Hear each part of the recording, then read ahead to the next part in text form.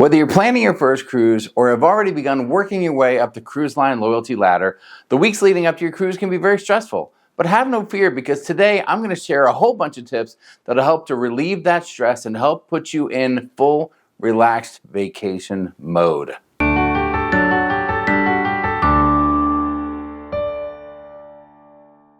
Hi everyone, I'm Jamie from Sharonatsea Travel. Thanks for joining me today here on the video. If you're here with the hopes of minimizing your pre-cruise stress and maximizing your pre-cruise excitement, you've come to the right place. I know the weeks leading up to your cruise can get a little stressful. It's so much different than just taking a land-based vacation like going to Disney World or going camping or going to grandma's house for the week. But today we're going to cook up a stress-free cruise, and I'm about to share a secret recipe with you. So let's get started with the first ingredient. All right, the first thing I want to start with today is to get healthy and board that ship at full strength. That's right, take your vitamins, get hydrated, take care of yourself in the weeks leading up to your cruise. You will need every ounce of energy you have once you board that ship.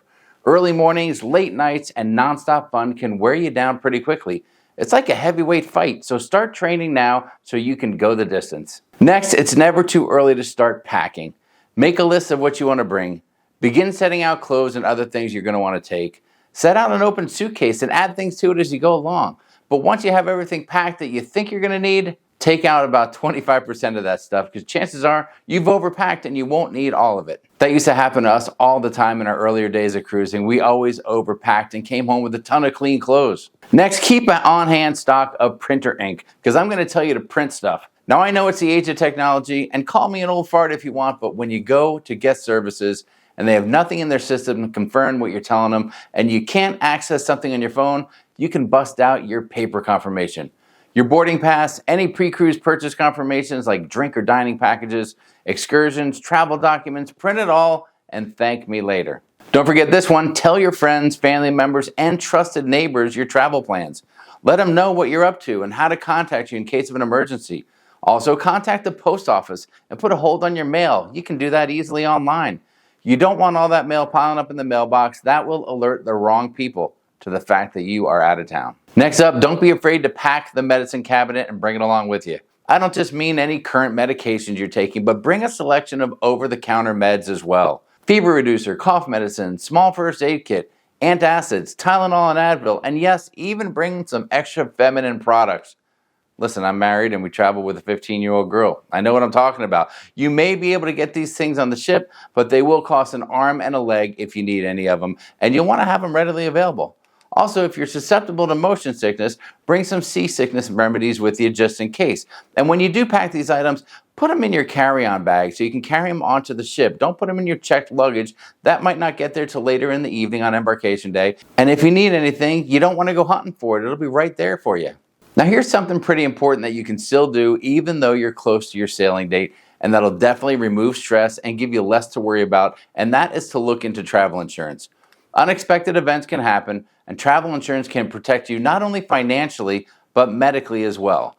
There are a number of reliable third-party companies that you can contact and get an affordable policy that is right for you and your family. Once you get close to your sailing date, you may not be able to get it through the cruise line anymore. That's why I mentioned the third-party companies. Nowadays, we don't travel without it, and I'll put a link up here to an awesome video that Sharon made about travel insurance that'll help you make your decision whether it's right for you. Let's talk about the stress of money. Start off by making sure you have a credit card with a little bit of room on it. This will be the card to attach to your onboard account for your cruise that will cover any charges you rack up on your trip. Onboard shopping, automatic gratuities, specialty dining, beverages, anything you did not prepay for before your cruise. Last thing you want is a maxed out credit card on file on the last day of your vacation. That will definitely get you invited down to the guest services desk for a conversation on the last night of the cruise. Also, bring some cash for tipping and for small purchases while you're in port. Small bills will certainly come in handy. Also remember that it's okay to use a credit card in port, but make sure of these three things.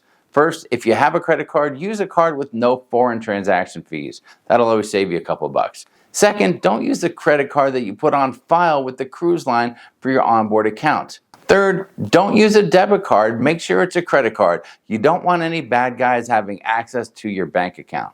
All right, so that first half of the list went by pretty quickly. We've made it to the halfway mark. Thanks for sticking around, and hopefully that means you're enjoying the content. So if you are, please consider subscribing to the channel, hit that thumbs up button and click the notifications icon so you get notified when new videos get posted. Thanks very much. We really appreciate it.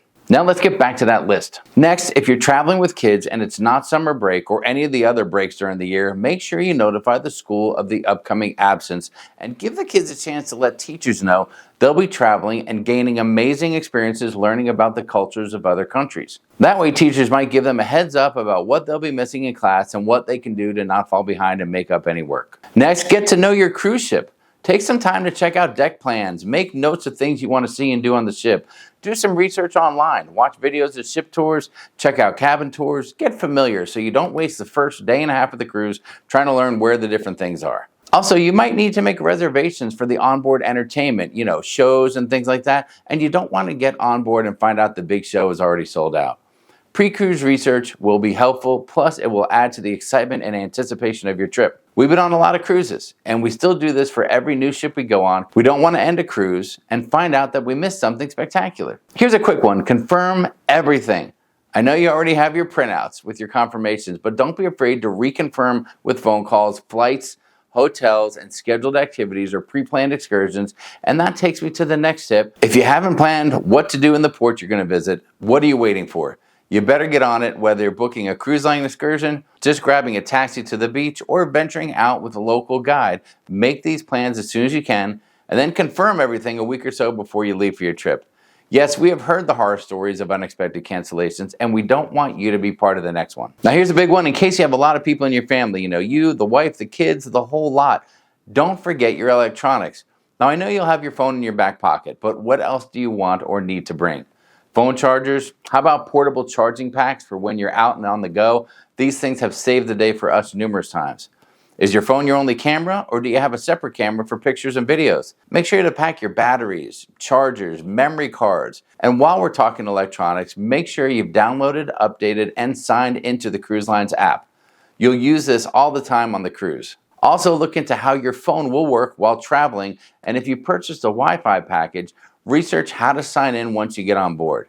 This may save you a ton of time. Also, make sure to share phone information with the kids. Don't come home to a $500 phone bill just because your teenager was racking up insane roaming charges, calling and texting their bestie all week long without you knowing. Don't forget the one family member that's not going with you on your cruise, your beloved pet. Make sure you've made all the plans you need for your fur baby so you don't run into any last-minute issues.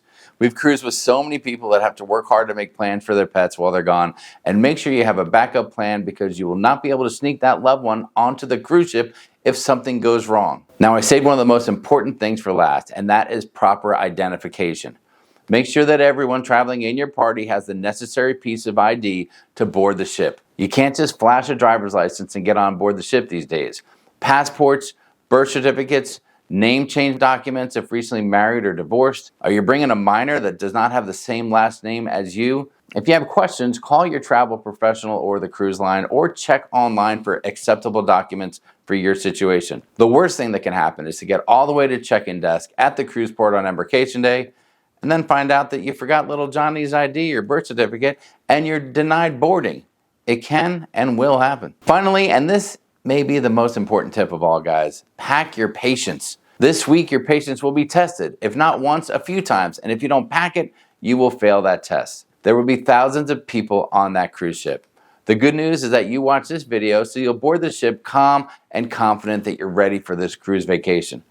The bad news is there will be others that have no idea what's happening, and they will be surrounded by chaos.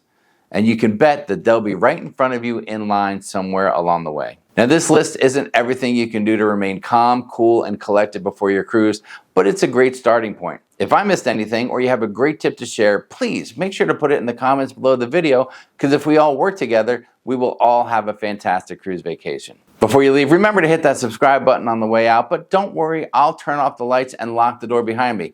Oh yeah, that does remind me. Make sure you lock the door when you leave the house for your vacation. Thanks for watching, and I will see you in the next video.